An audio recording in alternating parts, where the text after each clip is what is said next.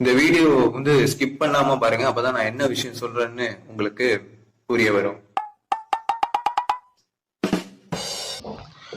அனைவருக்கும் வணக்கம். நான் உங்கள் அருண் மனோஜ்குமார். நீங்கள் பார்த்து கொண்டிருப்பது பேக் ஆன் அஃபீஷியல் யூடியூப் சேனல். ஆக்சுவலா இப்போ கொஞ்சம் மழை காலம் மாதிரி இருக்கிறதுனால பகல்ல தான் ஷூட் பண்றேன். பட் கொஞ்சம் இருட்டி இருக்கு.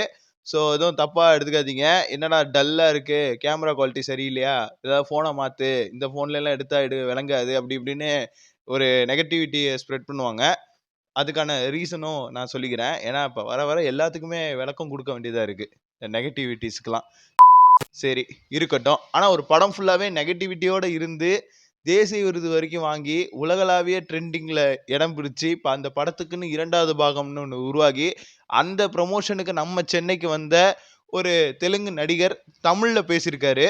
பட் அதை பற்றின ஒரு ஃபுல் டீட்டெயில்டான ஒரு விஷயத்த நம்ம இந்த இடத்துல சொல்கிறதுக்கு முன்னாடி அவர் அதுக்கு முந்தின படம் நடித்தார் இல்லைங்களா, அதை பற்றி பேசிட்டு அண்ட் நம்ம வந்து அந்த படத்தை பற்றி நம்ம பேசுவோம், அந்த நடிகரை பற்றியும் பேசுவோம் அப்படிங்கிற ஒரு விஷயத்த இந்த இடத்துல சொல்லிட்டு நான் இந்த கண்டென்ட்டை ஸ்டார்ட் பண்ணுறேன். ஸோ இந்த வீடியோவை நீங்கள் ஸ்கிப் பண்ணாமல் பாருங்கள், அப்போ தான் நான் என்ன சொல்ல வரேன்னு உங்களுக்கு புரிய வரும்.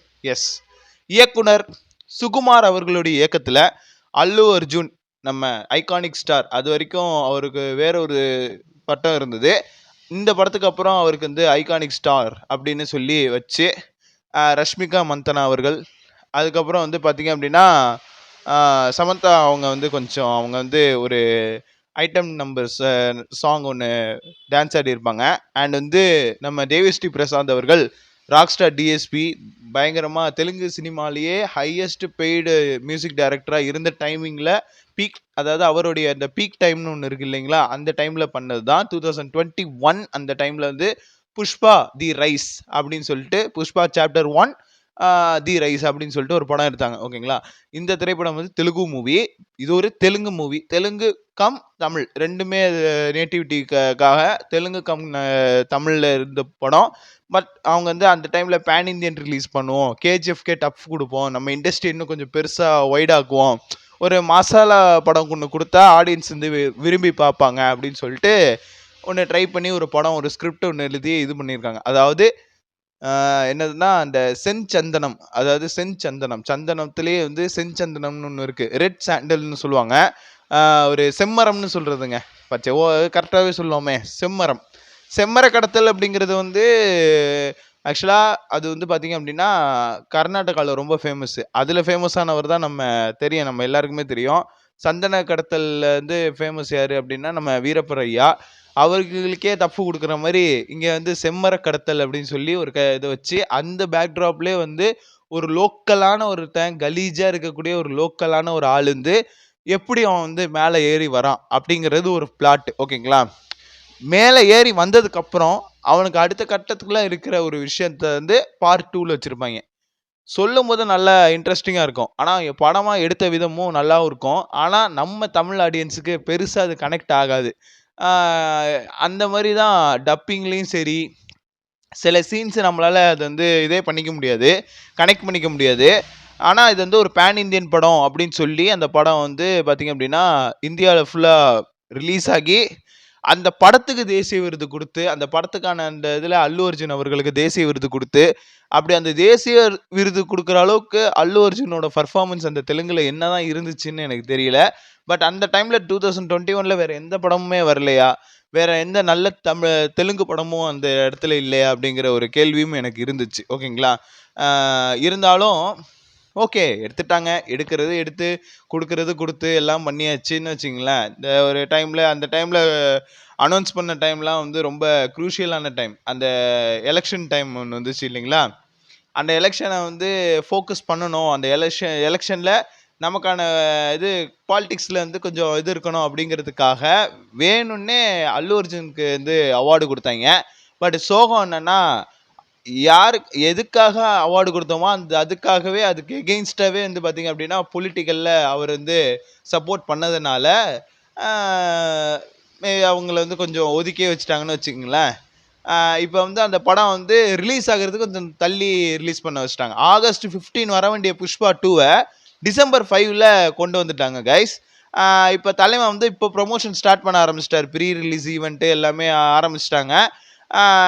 அதில் வந்து என்னன்னா தலைவன் வந்து தமிழில் பேசுகிறாப்புல. ஓகேங்களா, தமிழில் பேசணும், இதுதான் எங்கள் மண்ணுக்கான ரெஸ்பெக்ட்ன்ட்டு. இதுக்கு முன்னாடி புஷ்பா படத்துக்கு ப்ரொமோஷன் வர்றப்ப நான் தமிழில் பேசினா ஏதோ நான் 21 வருஷம் தமிழ்நாட்டில் தான் இருந்தேன், டி நகரில் தான் அந்த மாதிரி சொல்லி அந்த தமிழ் ஆடியன்ஸை எப்படி கவர் பண்ணுமோ அது மாதிரியே பேசினாப்புல. ఇప్పుడు నేను తెలుగులో చెప్పింది, నేను తెలుగులంటే సరిపోతాం శనివారంలో నాకు ఒక మూవీ రివ్యూ వచ్చేసి ఆ మూవీలో నా అన్ని తెలుగులోనే మాట్లాడినా, కానీ అప్పుడప్పుడే నేను ఇంగ్లీష్లే చెప్తాను. ఓకే, அதே மாதிரி தலைமை வந்து பார்த்தீங்க அப்படின்னா அவர் வந்து தெலுங்குல லைட்டாக பேச வருது, ஆனாலும் தமிழில் பேச வர்றப்ப சம்டைம்ஸ் மறந்துடும் இல்லைங்களா, அப்பப்போ இங்கிலீஷ்லையும் பேசி மேட்ச் பண்ணுறாப்புல. அது நம்ம இந்த மண்ணுக்கு கொடுக்கக்கூடிய ரெஸ்பெக்ட் அப்படின்னு சொல்லி ஒன்று பண்ணார். அந்த சூப்பர் ஸ்டாரோடைய ரிசம்பிள்ஸுக்கு ஒன்று பண்ணது வந்து தெலுங்கு ஆடியன்ஸே கலாய்ச்சிட்டாங்க. அந்த அளவுக்கு அவரோட மூஞ்சி எக்ஸ்பிரஷன் இருந்தது. அதுதான் வந்து இதாக இருந்துச்சு. அது வந்து பிஸ்னஸ் பண்ணணுங்கிறதுக்காண்டி என்ன மாதிரியெல்லாம் ஒரு உருட்டுறாரு அப்படிங்கிறத வந்து நான் தெரிஞ்சுக்கிட்டேன். ஓகேங்களா, அந்த ஃபஸ்ட்டு பார்ட்டில் வர்றப்பே வந்து என்னப்பா உங்களை எல்லாம் பார்த்து ரொம்ப வருஷம் ஆச்சு அப்படின்னு சொல்லி அந்த படத்தோட இதில் வரும், போலீஸுக்கும் அவருக்கும் சண்டை வர்ற மாதிரி. அதான் என்ட்ரி சீனும் கூட. அதுதான் வந்து ஹீரோ இன்ட்ரோ சீனு. அதில் வந்து தமிழா பக்கா தெலுங்கு அப்படின்னு சொல்லி வர்ற மாதிரி தான் புஷ்பா படத்தோட இது இருக்கும். அமேசான் பிரைம்லேருந்து அந்த படத்தோட அந்த படம் வந்து அமேசான் பிரைமில் 5 லாங்குவேஜ்லையுமே தனித்தனி பிரிண்டில் இடம்பெற்றிருக்கு.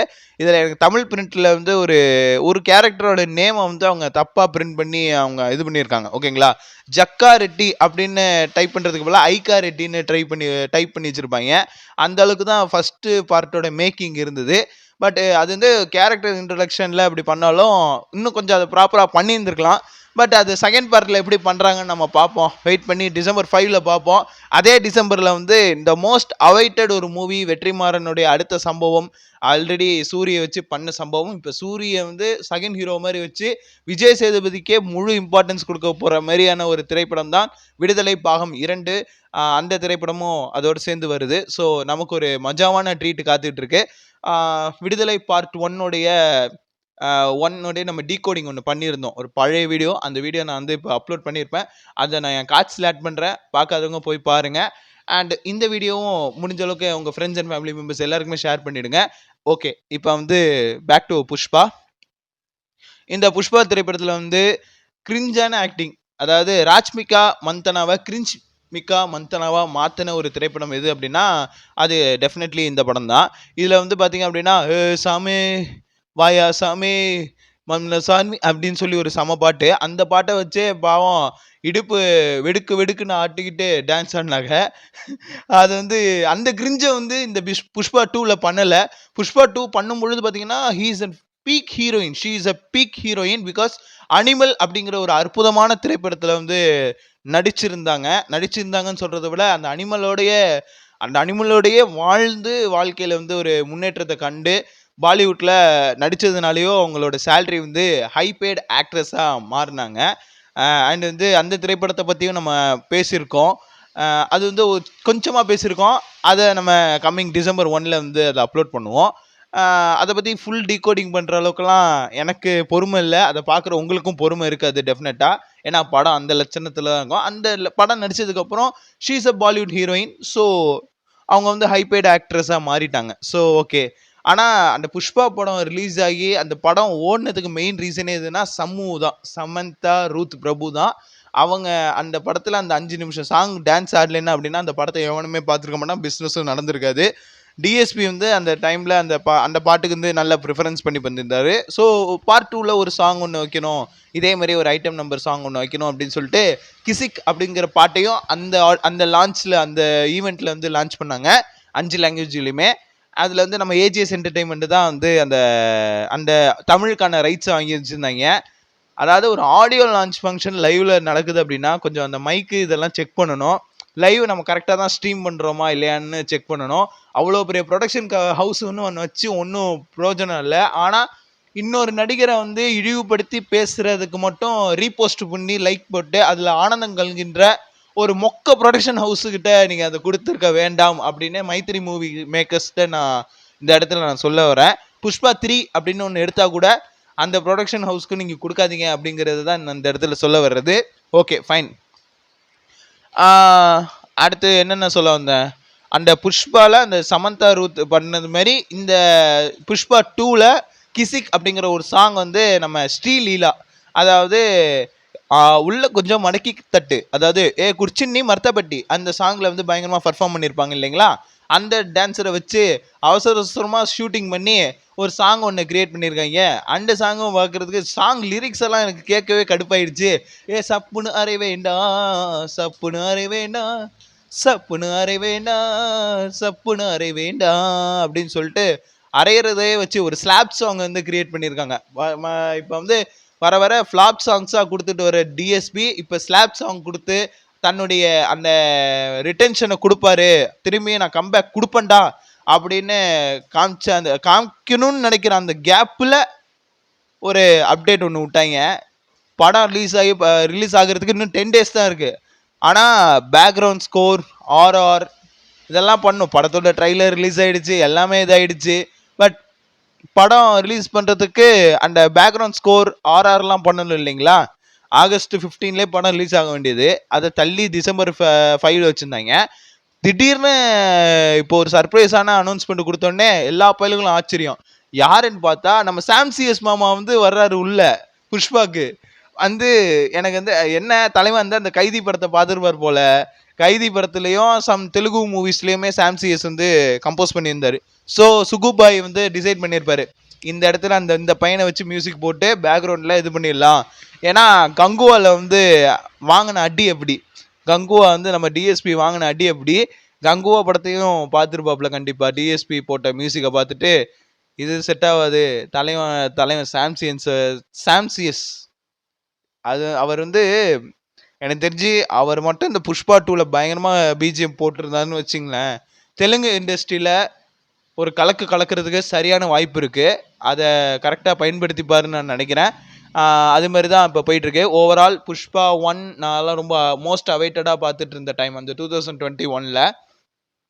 அதேமாரி இப்போ 2024ல் அந்த படம் 2021ல் இருந்ததை விட 2024ல் நிறைய அந்த 3 வருஷ கேப்பில் நல்ல டெடிக்கேட்டடாக வந்து அல்லு அர்ஜுன் வந்து எந்த கமிட்மெண்ட்டும் கொடுக்காம ஒரே படத்துக்காகவும் ஒரே ப்ராஜெக்டுக்காகவும் சின்சியராக ஒர்க் பண்ணியிருக்காரு. ஸோ அதுக்காகவாவது இந்த படம் வந்து ஒரு நல்ல அவுட்கம் வரணும் அப்படிங்கிற ஒரு விஷயத்த நான் இந்த இடத்துல சொல்லிக்க ஆசைப்பட்றேன். ஒரு ஃபுல் ஃப்ளெக்ஸ்டு ஒரு ஆக்ஷன் பேக் மூவியாக தான் இருக்கணும். பட் இந்த இடையில கொஞ்சம் மசாலா சேர்க்குறேன்னு சொல்லிட்டு ஓவர் டோசேஜ் பண்ணி இந்த டப்பிங்லாம் வந்து பார்த்திங்க அப்படின்னா இந்த தெலுங்கு பேசக்கூடிய தமிழர்கள்னு ஒரு இது இருக்கும், திருப்பதி சைட்லலாம் இருக்கிறாங்க ஒரு சில ஏரியாவில். அந்த இதில் வந்து பார்த்திங்கன்னா கொஞ்சம் சென்னை பாஷையும் மீதி வந்து பாதி சென்னை பாஷையும் மீதி நெல்லூர் தெலுங்கும் ஒன்று சேர்ந்து ஒரு மிக்சரைசேஷன் இருக்கும் இல்லைங்களா. அந்த மிக்சரைசேஷன் வந்து அந்த படத்துக்கு நல்லாவே ஆப்டாக இருந்தாலும் அதில் இன்னும் கொஞ்சம் பார்த்து கரெக்டாக பக்குவமாக டைலாக்ஸை வந்து கன்வெர்ட் பண்ணால் நல்லாயிருக்கும் பார்ட் 2ல். ஏன்னா பார்ட் 1ல் சிலது கேட்க சகிக்கலை, பார்ட் 2ல் கொஞ்சம் நல்லா இருக்கணும் அப்படின்னு நான் நினைக்கிறேன். ஏன்னா நம்ம தஞ்சாவூர் மாவட்டம் அந்த சைட்லலாம் போகும்பொழுது கும்பகோணத்து பகுதியிலலாம் வந்து நிறைய தெலுங்குகள் நண்பர்கள் நமக்கு ஜாஸ்தி, தெலுங்கு பேசக்கூடிய தமிழர்கள் இருக்காங்க ஓகேங்களா. அவங்க வந்து எப்படின்னா அவங்க தெலுங்குலே பேசினாலும் கூட தமிழ் கலந்து பேசுகிற அந்த ஸ்லாங் ஒன்று இருக்கும். அந்த மாதிரி நாகரிகமான ஸ்லாங் அது வந்து கொஞ்சம் கும்பகோணத்தில் பேசுகிறவங்க வந்து கொஞ்சம் நாகரிகமாக பேசுவாங்க. பட் இந்த கரெக்டாக திருப்பதி கிட்ட இருக்கிற அந்த பர்டிகுலர் ஏரியா, அந்த வெங்கடஜலபதி கோயிலுக்கு இந்தாண்ட ஒரு ஏரியா இருக்குது, அந்த ஏரியா பகுதியில் இருக்கிற மக்கள் வந்து கொஞ்சம் லோக்கலாக பேசுகிறாங்க. பட் அந்த லோக்கல் ஸ்லாங் வந்து டப்பிங் டீம் கொஞ்சம் கரெக்ட் பண்ணிக்கணும். ஏன்னா அதில் நிறையா சில ஆபாசமான வசனங்கள்லாம் கொஞ்சம் இடம்பெறும் பொழுது அதை வந்து பார்க்குறவங்க கேட்குறவங்க வந்து மோகம் சுழிச்சிடக்கூடாது. அது புஷ்பா 1ல் அந்த தப்பு செஞ்சிட்டாங்க. பட் இந்த புஷ்பா 2ல் அது செய்யாமல் இருந்தால் படம் செம்ம ஃப்ளோவாக போகும் அப்படிங்கிற ஒரு விஷயத்தையும் சொல்லிவிட்டு ரொம்ப ஓவராக அறுத்துக்கிட்டே இருந்தேன். ஸோ முடிஞ்ச அளவுக்கு இந்த வீடியோ இதோட முடிச்சுக்கிறேன்ப்பா. முடிஞ்ச அளவுக்கு உங்கள் ஃப்ரெண்ட்ஸ் அண்ட் ஃபேமிலி எல்லாருமே இந்த வீடியோ ஷேர் பண்ணுங்கள். நம்ம சேனல் சப்ஸ்கிரைப் பண்ணாதவங்க சப்ஸ்கிரைப் பண்ணிடுங்க, பக்கத்தில் இருக்க பெல் பட்டனை கிளிக் பண்ணிடுங்க. அண்ட் இதான் ரொம்ப முக்கியமான விஷயம், புஷ்பா த ஃபயர், புஷ்பான்னா ஃபயர்ன்னு நினச்சியா வைல்டு ஃபயர் அப்படின்னு மாறி இருக்காப்புல. இது ஒரு இன்டர்நேஷ்னல் விருந்து காத்துக்கிட்டு இருக்கு. டிசம்பர் 5 எல்லாரும் என்ஜாய் பண்ணி அந்த படத்தை பார்ப்போம். ஓகே, நன்றி, வணக்கம். அர்த்தமைந்தா?